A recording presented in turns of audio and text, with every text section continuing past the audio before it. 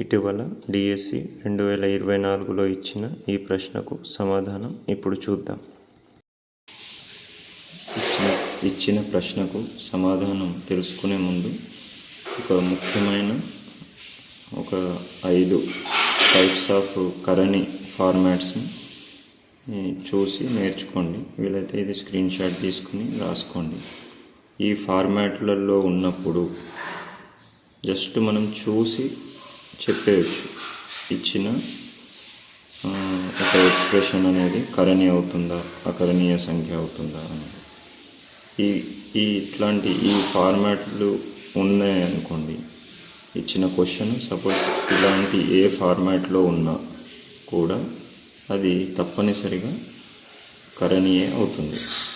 ఒక కండిషన్ ఏంటంటే ఇచ్చిన క్వశ్చన్ని చూడగానే ఈ ఫార్మాట్లో ఉందని డిసైడ్ చేయకుండా మొదట మనం సూక్ష్మీకరించాలి.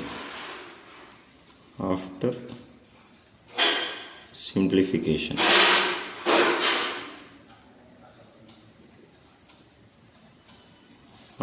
సింప్లిఫికేషన్ ఈ స్టైల్లో మనకు రిజల్ట్స్ వస్తే మనం చూసి చెప్పేయచ్చు ఏమిటంటే ఇచ్చిన క్వశ్చన్లోని సంఖ్య రిప్రజెంట్ చేసేది ఒక కరణి అవుతుంది. సో ఇవన్నీ కూడా వేటిని సూచిస్తాయంటే కరణులు.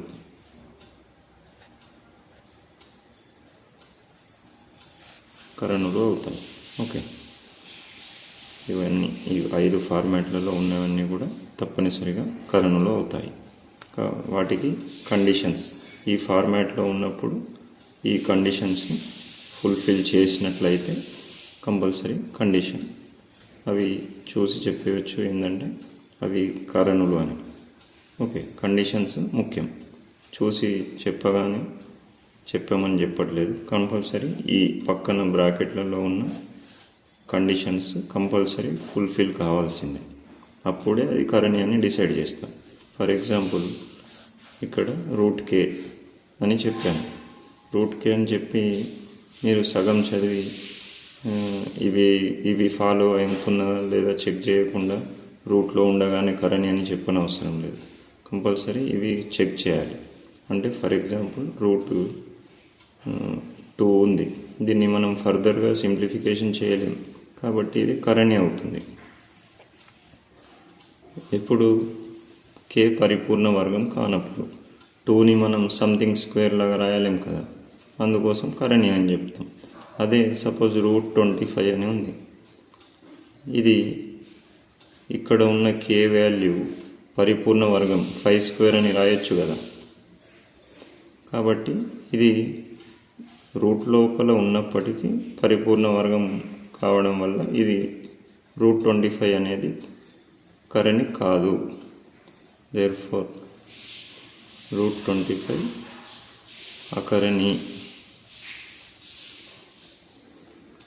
అకరణీయ సంఖ్య అని మనం కన్క్లూజన్ చెప్తాం. ఓకే, ఇప్పుడు కమ్ టు ద క్వశ్చన్. ఇచ్చిన ప్రశ్నలో 3 ఈ ఫార్మాట్లో ఇచ్చి వీటిని ఫైనల్ ఎండ్ రిజల్ట్స్ అనేవి మరి కరణులు అవుతాయా, అకరణీయ సంఖ్యలు అవుతాయా చెక్ చేయమని చెప్తున్నాడు. అంటే ఈ 3 ఏవి కరణులు అని అడిగాడు. సో వీటిని నేను ఈ విధంగా సింప్లిఫై చేసిన తర్వాత ఇక్కడ వచ్చిన రిజల్ట్ చూడండి. ఇది మనం ఇక్కడ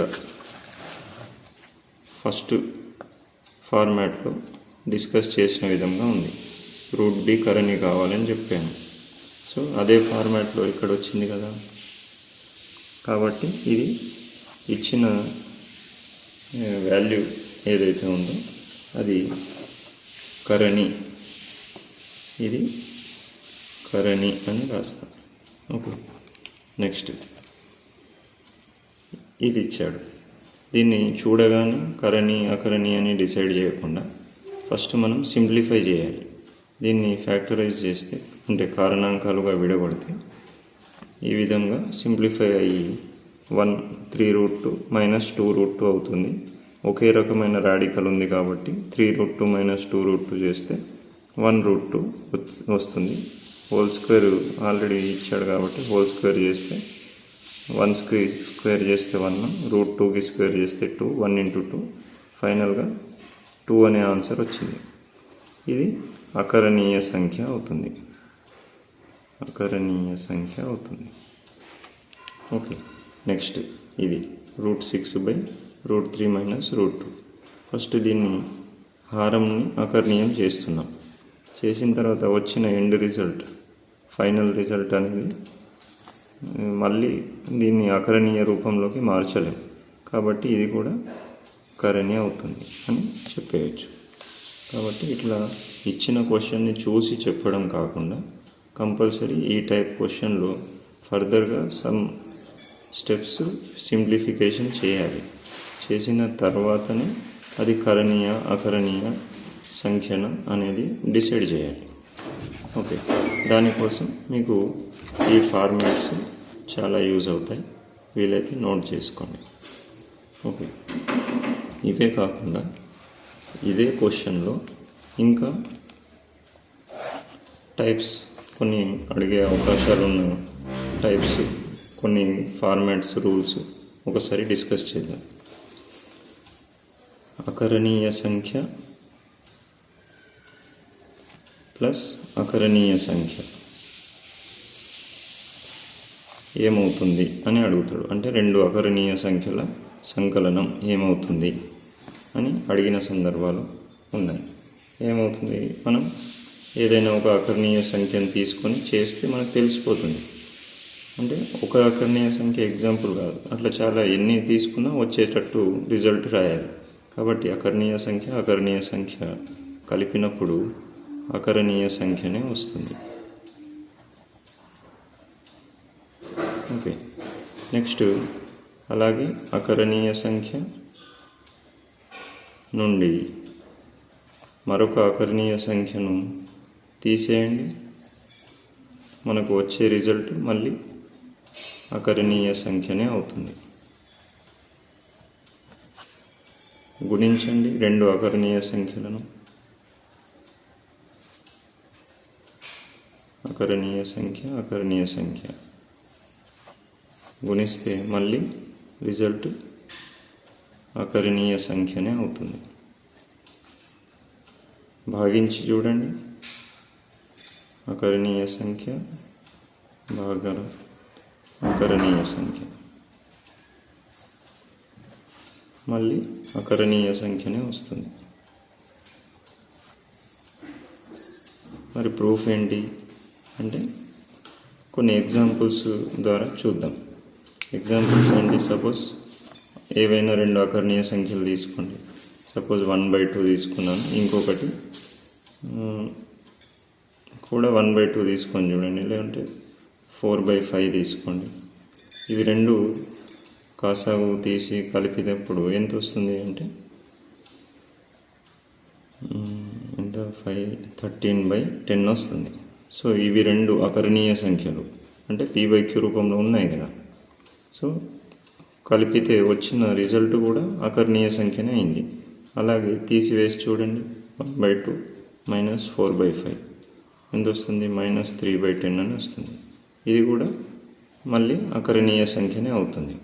అందుకే మనం 2 అకరణీయ సంఖ్యల భేదం అకరణీయ సంఖ్య అని రాశాం. నెక్స్ట్ అకరణీయ సంఖ్యల లబ్ధం. ఈ 2 అకరణీయ సంఖ్యల్ని లబ్ధం చేసి చూడండి. లబ్ధం అంటే గుణకారం. 1 4 4, 2 5 10.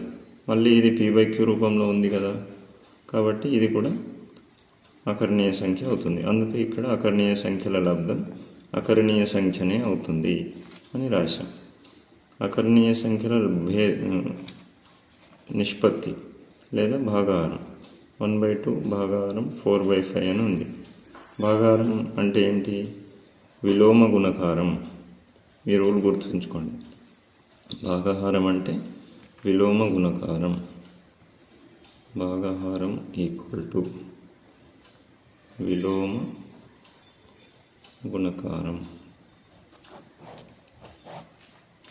అంటే 4/5తో భాగించడం అంటే దాని విలోమమైనటువంటి 5/4తో గుణించడానికి సమానం అన్నట్టు. లవంని లవంతో గుణిస్తే 5, హారంని హారంతో గుణిస్తే 8. సో ఇది కూడా అకరణీయ సంఖ్యనే అవుతుంది. కాబట్టి అకరణీయ సంఖ్యల భాగాహారం అనేది మళ్ళీ అకరణీయ సంఖ్యనే వస్తుంది. ఓకే, నెక్స్ట్ ఇలాగే ఇంకొక 2 సెట్ ఆఫ్ రూల్స్ ఉన్నాయి. ఏంటవి అంటే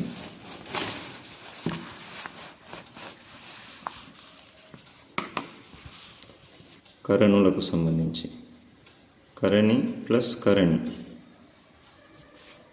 ఏమవుతుంది గెస్ చేయండి. ఇంతకు ముందులాగా అకరణి అని కలిపితే అకరణి వచ్చినట్టు కరణి ప్లస్ కరణి చేస్తే కరణి అని అనుకుంటారు, కానీ అకరణీయ సంఖ్య వస్తుంది. కొన్నిసార్లు కరణీయ సంఖ్య కూడా రావచ్చు. అంటే ఏది వస్తుందో పర్ఫెక్ట్గా చెప్పలేం. ఎందుకు చెప్పలేం? ఫర్ ఎగ్జాంపుల్ తీసుకోండి, √2 + √3 తీసుకోండి. దీన్ని కలపలేం. సో ఇది కరణీయ సంఖ్య అవుతుంది. అదే √2 + -√2 తీసుకోండి, చూడండి 0 వచ్చింది. ఇది అకరణీయ సంఖ్యను రిప్రజెంట్ చేస్తుంది. ఓకే, కాబట్టి అంటే ఖచ్చితంగా 2 కరణులను సంకలనం చేసినప్పుడు కరణీయ వస్తుంది లేదా అకరణీయ వస్తుందని కన్ఫామ్గా చెప్పలేం. సిమిలర్లీ 2 కరణీయ సంఖ్యల భేదం కరణి మైనస్ కరణి ఏమొస్తుంది? ఇది కూడా సేమ్ దీనిలాగే అకరణీయ సంఖ్య రావచ్చు, కరణీయ సంఖ్య కూడా రావచ్చు. ఎగ్జాంపుల్ సేమ్ మళ్ళీ ఇవే తీసుకోండి, చూడండి √2 - √3. దీన్ని కూడిక లేదా తీసివేత చేయలేము. సో ఇది కరణి లాగానే మెయింటైన్ అవుతుంది. ఓకే, అలాగే √2 తీసుకోండి, ఇంకా దాంట్లోంచి ఇంకొక √2ని తీసివేత చేయండి, అప్పుడు 0 వస్తుంది. అది అకరణీయ సంఖ్య అవుతుంది. కాబట్టి 2 కరణుల భేదము కంపల్సరీ అకరణీయ లేదా కరణీయ అవుతుందని గ్యారంటీ లేదు, ఏదైనా రావచ్చు. అలాగే కరణుల లబ్ధం కరణి ఇంటూ కరణి చేసి చూడండి, సేమ్ దీనిలాగానే √2 × √2 చేస్తే √3 చేస్తే √6, ఇది కరణి అవుతుంది. అలాగే √2 × √2 చేయండి, √4 లోపల ఇందాకే చెప్పుకున్నట్టు రూట్ లోపల పరిపూర్ణ వర్గం ఉన్నప్పుడు √2 × 2 బయట 2 వస్తుంది. ఇది అకరణీయ సంఖ్యను సూచిస్తుంది. కాబట్టి 2 కరణీయ సంఖ్యల లబ్ధం కరణి కావచ్చు, అకరణీయ సంఖ్య కూడా కావచ్చు.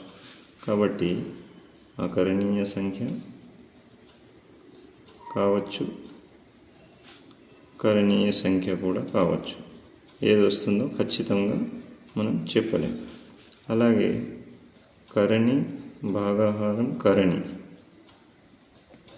చేస్తే కూడా ఇదే రూల్ ఫాలో అవుతుంది. అకరణీయ సంఖ్య కరణీయ సంఖ్య ఏది వస్తుందో ఖచ్చితంగా చెప్పలేం. రెండిట్లో ఏదైనా రావచ్చు. ఫర్ ఎగ్జాంపుల్ √2/√3 తీసుకొని చూడండి, √2/3 వస్తుంది. ఇది ఒక కరణి అవుతుంది. అదే √2/√2 తీసుకొని చూడండి, √2 ఒకటిలో పోయి 1 వస్తుంది. ఇది అకరణీయ సంఖ్య అవుతుంది. కాబట్టి కరణుల సంకలనం, వ్యవకలనం, లబ్ధం మరియు భాగాహారం అనేవి ఖచ్చితంగా కరణీయ సంఖ్య అవుతుంది లేదా ఖచ్చితంగా అకరణీయ సంఖ్య అవుతుంది అనేది మనము చెప్పలేం, ఏదైనా కావచ్చు. ఇది సెకండ్ సెట్ ఆఫ్ రూల్స్.